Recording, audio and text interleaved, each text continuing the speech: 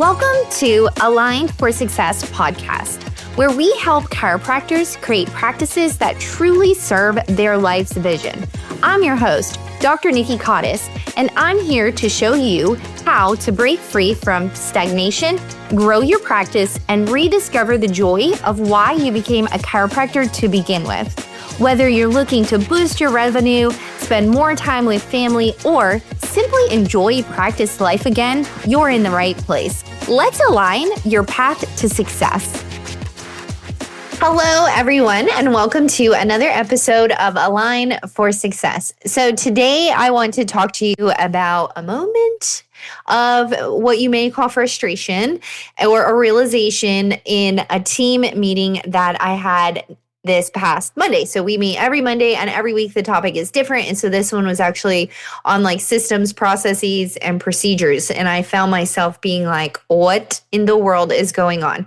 So during the meeting, I just looked at my team and I was like, I'm tired of filling in the gaps for every position in this office.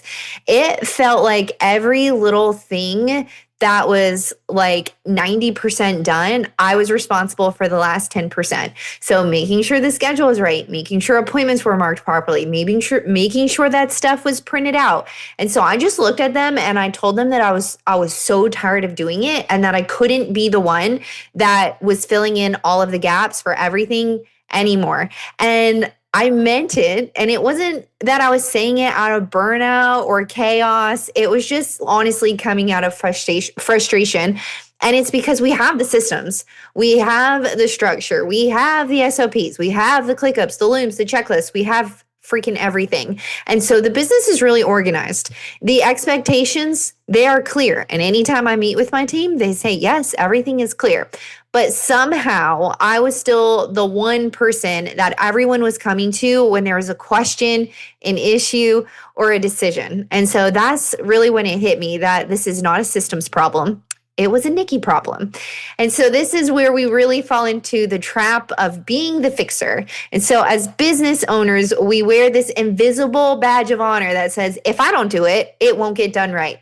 And so we believe that no one can possibly care as much as we do. We tell ourselves that being needed equals being important. But here is the truth. If you're the one always filling in the gaps, you're not building a business, you're babysitting one. And so what I did was I accidentally trained my team to depend on me. And so there was the part that really got me is that my team, they're not incapable. My team is really smart. They're really capable. Honestly, they're amazing.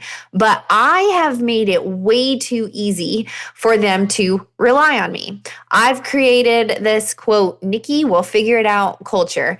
And it's not because they can't figure it out. It's because I let them. And so honestly, not comparing my team to my 6-year-old, but my 6-year-old will always come and ask me for help on certain days of the week, certain times of day, if the weather is just right or just wrong, if the sun is shining a certain way.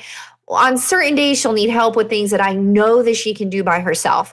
Can you help me put my pajamas on? Can you help me brush my teeth? It's like, no, I know that you can do these things. So with my child, it's easy for me to tell her no because I'm trying to teach her and empower her to be able to do these things on her own without my help. But what I realized is that I wasn't doing the same thing with my team.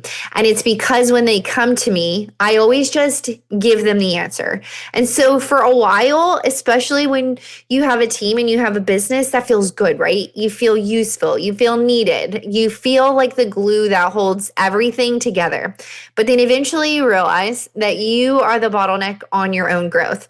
And so my realization really came from I filled in several weeks ago on a Friday, and I was like putting out little fires everywhere. And I did say to my team at that point, like, I really wonder what you guys would have done if I wasn't here today. And so I was realizing that all these little gaps that I had been filling in were not being done if I wasn't there. And so all that really does is make it so that I am constantly needed at my office. And everyone knows that I've pulled out of my office a lot over the past year. And so if I want my office to continue to grow and to continue to continue up a positive trajectory of that growth, then I need my team to be able to find and fill in those gaps that I'm really, really good at doing. And so the business just really can't go any further than your capacity to keep fixing things. So I had to ask myself, what kind of culture am I really trying to build? Is it one that runs on ownership or one that runs on rescue? Because when you're always stepping in as the owner or the leader, you're not just solving problems. You're teaching your team not to. You're unintentionally saying, don't worry, I've got it. And what happens is that energy trickles down into everything. And then one day you probably wake up pissed off, and you realize that you built the system, but you never actually gave anyone full authority to use it without you. So this week, after our meeting, I tried something new. And instead of answering every question, I started to respond with, do we have a loom on that? Is there an SOP on that? Would you find the answer to this inside of ClickUp? What's the next step in the system? What do we do if this happened? And the best answer, what would you have done if I wasn't here? And it's crazy because 9 times out of 10, they already know the answer. And so they don't need me. They just need the space and permission to trust themselves to make the right decision. And so I'll be honest, part of this is my ego too. Letting go of being the only one who knows everything feels super uncomfortable at first. But leadership isn't about being the smartest person in the room. It's about creating a room full of people who do not need you to solve every little problem. So the leadership lesson behind this is that if your team relies on you too much, it's not failure, it's feedback. And so it's feedback that somewhere along the way, you stopped holding the standard and you started holding the safety net. So the question becomes, how do I build leaders, not dependents? The answer isn't another SOP. It's not another meeting. It's changing the energy from here's how I'll help you to here's how you can take ownership.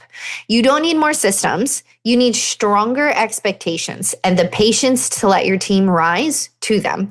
And so here's your challenge this week, guys. Step 1, notice every time someone asks you a question that they already know the answer to. Instead of solving it, or giving them the answer, or even helping them figure it out, point them back to the system or where they can find that information. Start tracking everything while you're still the bottleneck. Because every time you jump in to fix something, you're just reinforcing that gap that you are trying so desperately to close. Your business doesn't grow through doing more. It grows through more developing. So if you're in that place where you feel like the only one who can do it all, it's time to stop being the fixer and start being the founder again, because you're not supposed to be the one doing it all. You're supposed to be building the people who can. Let your systems work, let your team leave, and most importantly, give yourself permission to step back into the role you were meant to play. The visionary.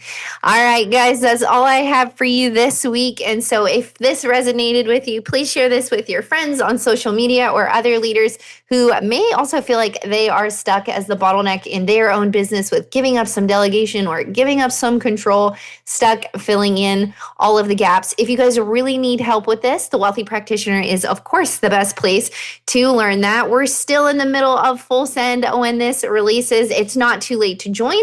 You guys can have access to the recordings until October 31st, 2025. You can find that link to purchase in the show notes here.